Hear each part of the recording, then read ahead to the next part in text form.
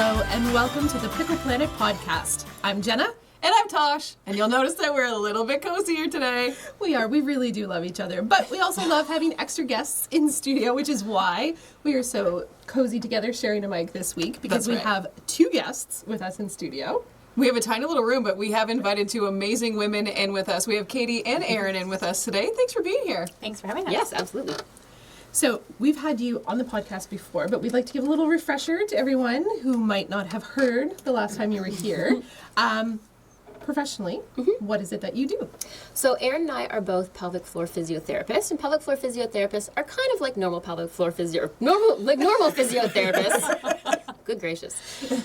But we dive down below into conditions like urinary incontinence, pelvic organ prolapse, things like pelvic and pubic bone pain. We help women prepare for birth. We help them recover from birth afterwards. And generally, I think we just like to try to get people back to doing the exercises and activities that they want to do.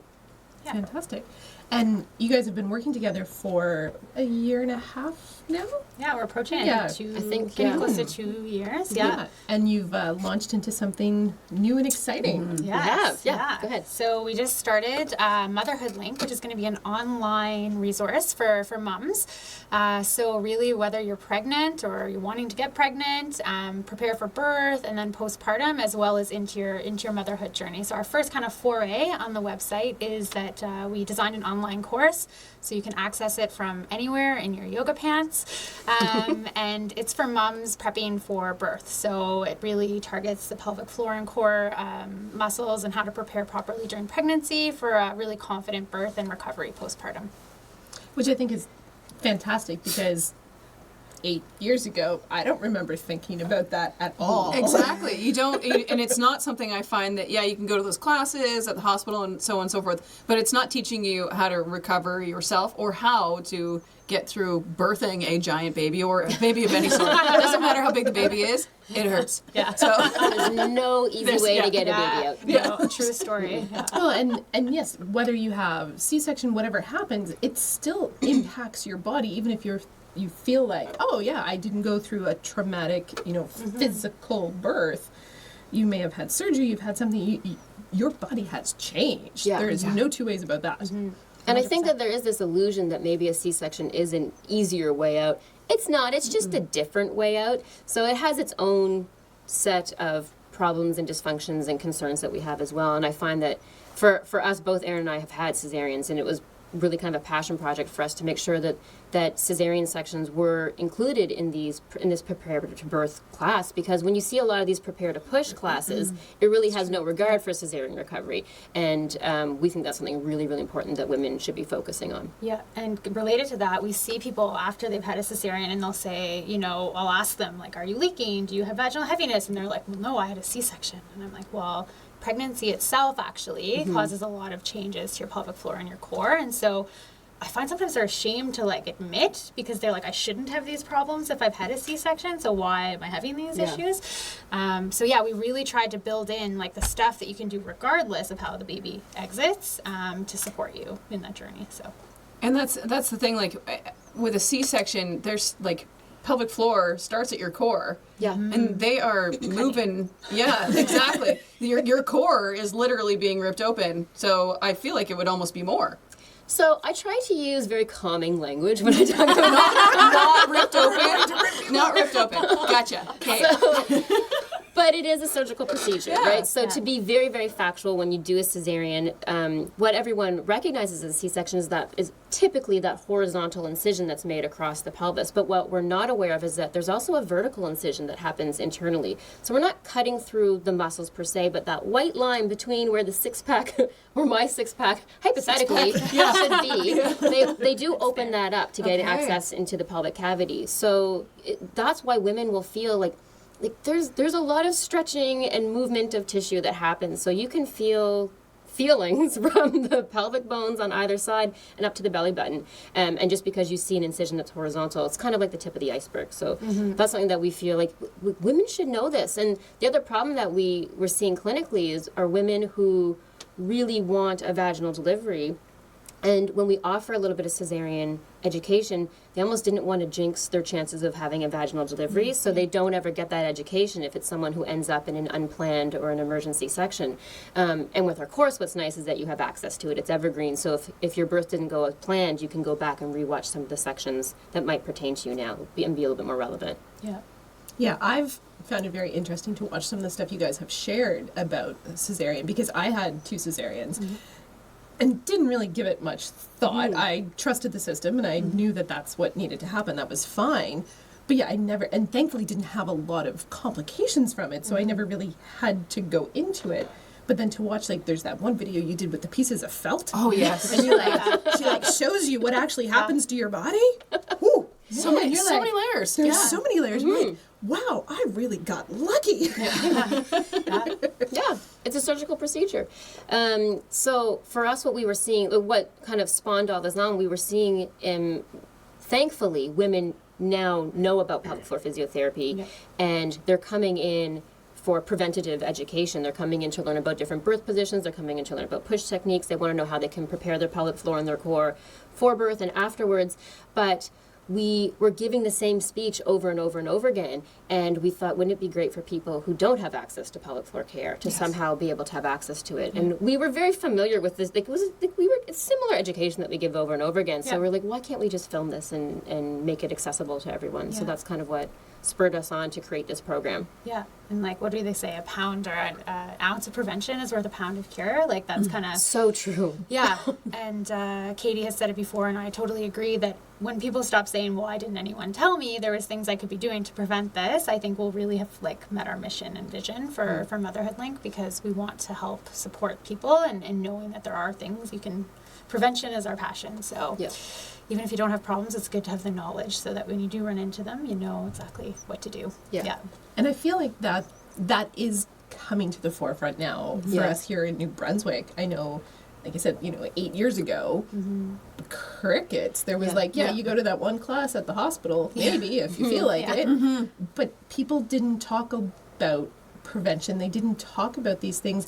A lot of these services didn't even exist in the province at that time. So I'm curious as to some of your take on how things have shifted over the last 5-10 years and where you think that we're going. Sure. So I've attended those classes as a pregnant woman, and I think they're very valuable, but they're not from a physiotherapy perspective. Right. So it's kind of the medical perspective. It's to help women get familiar with the environment where they'll be, what their options are for medication, a little bit of a description of what birth is like.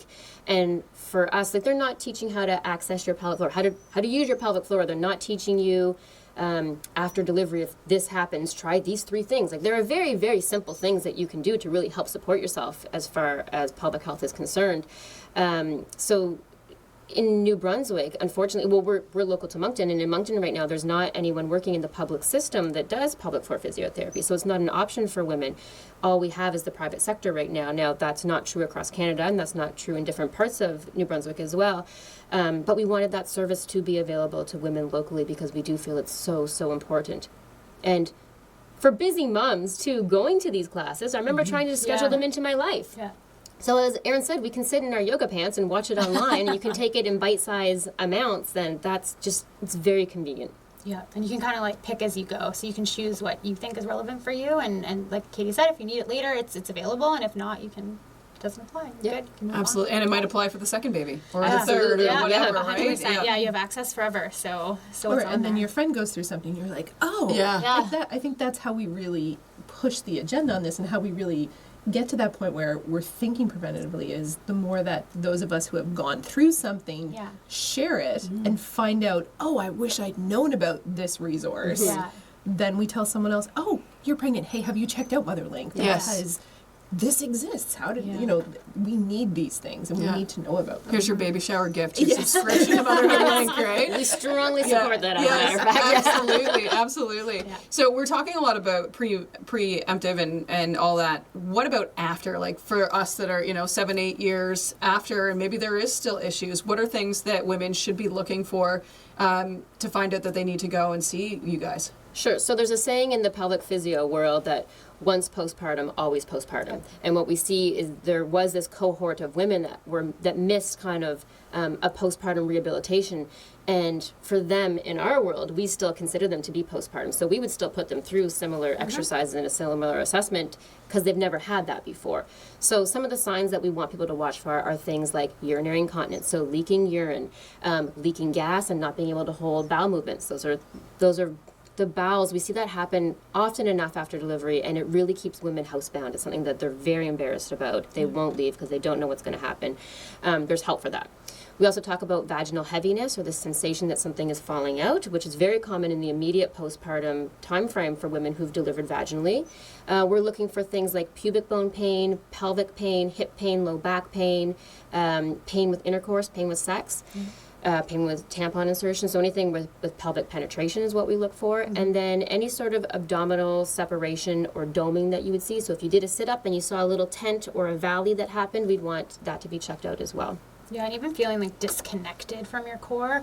Like a lot of times I'll have people come in and they'll say to me, I start the morning and I like look at myself in the mirror and I feel like, my posture's good, I feel like I'm supported, and then kind of like towards the end of the day, they'll go like, I'm going to get in, and I notice like if you had a C-section, I have more of an overhang, or like I feel like I don't have like much control of my muscles at the front. Because if you're not lean enough to see a diastasis, sometimes that's how it can present. Like you won't see that doming or abdominal separation. Because if you're like me, it's harder to be able to see that happening, right? And it can be on most people, like unless you're very, very lean, it can be tough to see. But even just like that disconnected, like you don't have the strength to lift your kids and do your like daily activities, that can be a sign that you might have a bit of an abdominal or core weakness that we can address too. So. We're also coaching women to monitor even for tiny things. So I'll ask women, do you leak at all? And they'll say no. And I'm like, really? Even if your bladder's really, really full and you sneeze 3 times in a row? I'm like, oh, well, yeah, but that doesn't count. But it does count because when we go through menopause, now we'll see hormonal changes. And often what will happen is smaller, minor issues that weren't resolved will now become more major issues that we want to, takes more, well, as you said, with prevention, so it takes more time and resources and energy to fix something at that stage. Yeah, they're kind of like little warning signs. Yeah. Yeah, that I always think I say your core's job, and pelvic floor included in that, is to manage pressure. And so if you start to see like little things happening like that, like 3 C's a little leak, that's a sign that like something is not managing that pressure in that system very well, and you can optimize that. We can find ways to help people with that. So. And what happens in society is that gets normalized often, 100%. right? It's normal to pee your pants after you've had a baby, so just disregard it. Put a pad on, continue on, right? Yeah, don't jump on trampolines, don't go running anymore, anything like that. Yeah, give up your life. Yeah, I have so many women that come see us to return to running, or they just like, they want to just go to the trampoline park, right? And they feel that they can't participate in their children's lives to the magnitude that they'd like because they are being held back by something that's happening in their pelvic floor. And to me, that's a shame that that's happening. Yeah. And they should know that there's a resource out there that can help them with that. Yeah. When you're seeing patients and when you're talking with people, are you seeing that shift though in the way people are talking about it and approaching it? Like, are you having more people that seem like they're a bit more open to say, I'm leaking, or, those type of things? Are you seeing that shift yet? Yes, we brought on 2 people to come join me at the clinic. So Eryn's working there, and we have a wonderful colleague that we work with as well, Danielle, who works with us. So it's becoming much more mainstream. And as I said, we're seeing this shift in mentality that people are coming in for the prevention now, which is nice. But that lost cohort, the baby boomers that are reaching menopause now, I feel like they're someone that we're missing a little bit. So the local family doctors are doing a really good job of getting them to our office, but I want them to not have to wait for things to get so bad that it spurs them on to the family doctor. If they knew that leaking was abnormal to begin with, like if this is just the education that we understand as women, then they would come seek help before they get to stages where it's going to be more work for all of us involved to help them. Yeah. We have. Yeah. So with Motherhood Link, which is the online portion of what you're doing, so you said you've got one kind of piece out there now that's about prevention. What's next?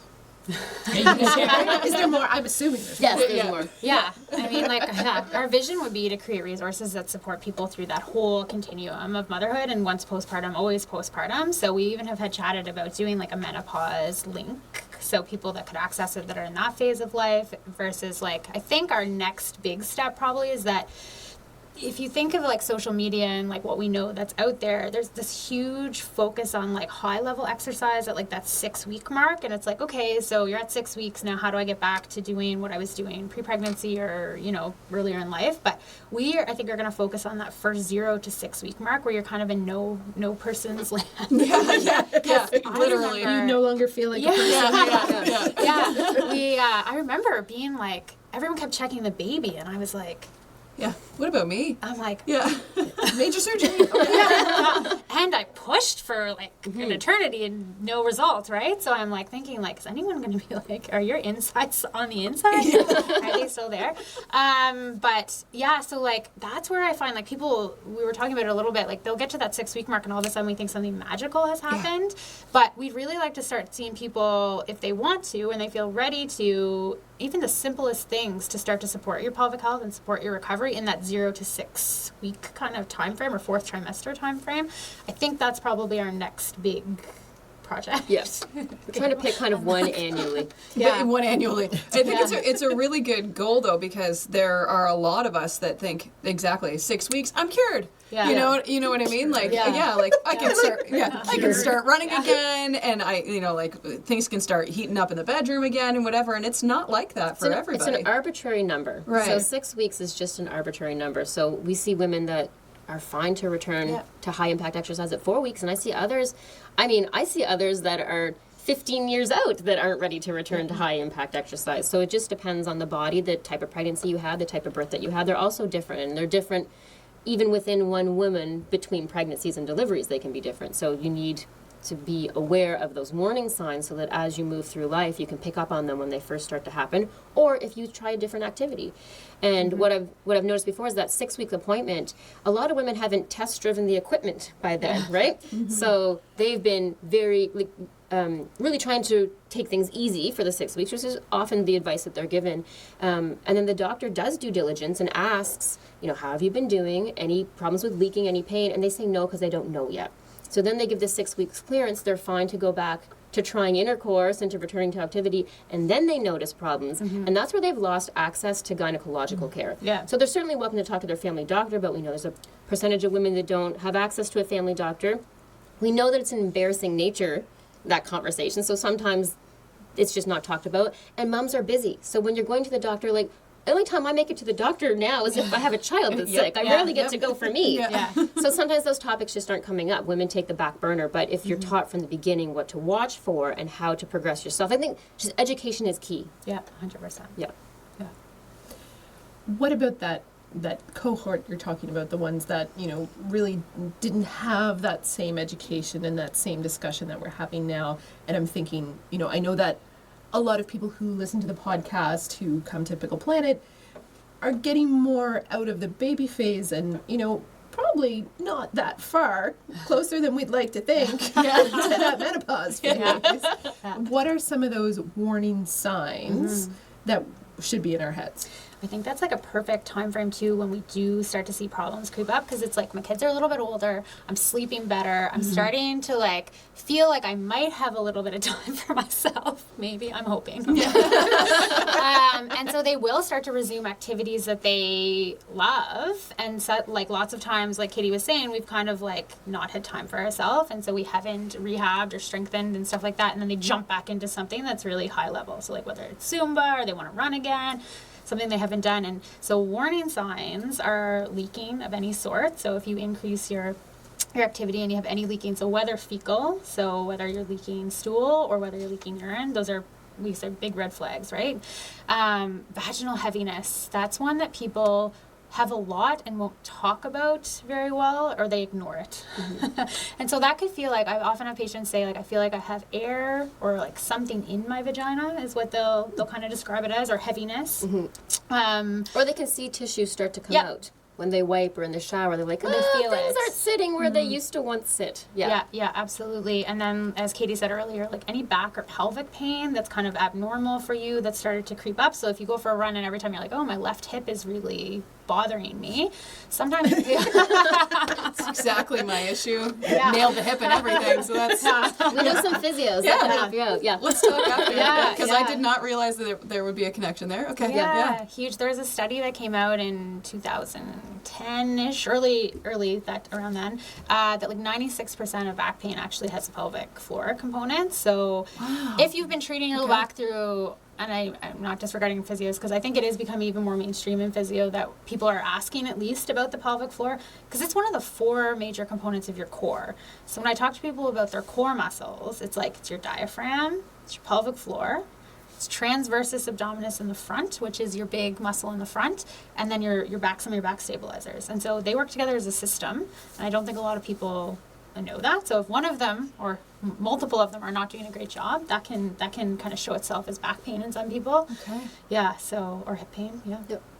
Where were we at? So other flags. Pain with intercourse, Yes, vaginal dryness, and what's I'm not sure if it's good to highlight this or if it's mildly depressing, is that in the women's health world, we've been told to now start giving premenopause information at 35, because that's where we'll see bone density changes happen, and women can go into menopause as early as their 40s. Right. So if we're going to build up muscle mass, if we're going to fix these problems in a preventative strategy, we need to address it and give you enough time to do that. So it's almost like we're sliding from postpartum straight There's into no in-between premenopause. there. Yeah, that's like, whew. Yeah. And unfortunately, like bone density and muscle mass, like we know we start to lose muscle mass at like an incredible rate, like anywhere really past like 30. So unless you're engaging in resistance exercise to maintain your muscle mass, like you lose it. You don't use it, you lose it. Yeah. It is depressing. Especially like since so many women these days are waiting till their 30s to have their babies. So yeah, it's like basically you have a baby and welcome to menopause. Yeah. Right, so Right we're playing catch up on the healthcare front. Yeah, absolutely. All right, well, we're going to leave it on that happy note. Very happy note. As You're someone welcome. born in the 70s, I'm going, man, wow, I'm far behind on this. All right. So if people like me want to find out more information, Yes. where do they find you? So you can find us on our website at www.motherhoodlink.ca, and we have loads of free resources because we're Tons, really yeah. passionate about trying to educate women. So you can find us there. You can find us on Facebook at Motherhood Link, and we're on Instagram as well. Yeah. Fantastic. And you can find us on iTunes, Spotify, pickleplanetmoncton.com, on Rogers TV, Absolutely. Instagram, Facebook. We're everywhere. We're everywhere. Yeah. And one thing before we go, you guys have a Black Friday sale on. We do. We do. So this goes until when? The end of the month? Yeah, so we're gonna run it, I think, for another week, so past Black Friday, so Friday to Friday, and then we also have a code for Pickle Planet. So if someone runs into this after Black Friday is over, it's just Pickle Planet 19. Awesome. Check them out, motherhoodlink.ca. Thank you.